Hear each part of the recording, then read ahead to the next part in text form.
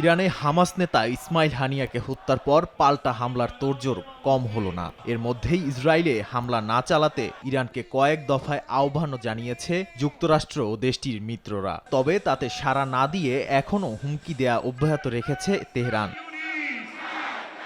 স্থানীয় সময় সোমবার ইরানের পররাষ্ট্র মন্ত্রণালয়ের মুখপাত্র বলেন, সময় হলেই তেল আবিবে হামলা করা হবে। কেননা ইরানের কোনো স্থানে হামলা হলে জাতিসংঘের চুক্তি ও আন্তর্জাতিক আইন অনুযায়ী সেটির উপযুক্ত জবাব দেওয়ার অধিকার আছে তেহরানের।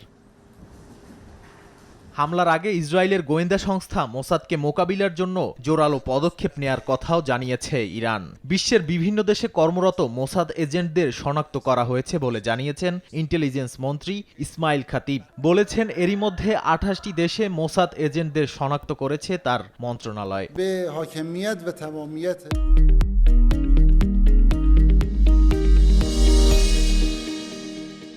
ইসরায়েলে হামলার হুমকির পাশাপাশি গাজায় যুদ্ধবিরতির প্রসঙ্গেও যুক্তরাষ্ট্রের ভূমিকা সমালোচনা করেছে ইরান। পররাষ্ট্র মন্ত্রণালয়ের মুখপাত্র নাসের কানানির দাবি, যুক্তরাষ্ট্র যদি যুদ্ধবিরতি চাইত তাহলে ইসরায়েলি হত্যাযজ্ঞ থামাতে শক্তি প্রয়োগ করত। তাছাড়া হামাসও মার্কিনীদের কাছে থেকে কোনো ইতিবাচক পদক্ষেপ প্রত্যক্ষ করেনি। তবে গাজা উপত্যকায় প্রকৃত অর্থেই যুদ্ধবিরতি হলে স্বাগত জানাবে ইরান। নাদিম মারজান, সময় সংবাদ।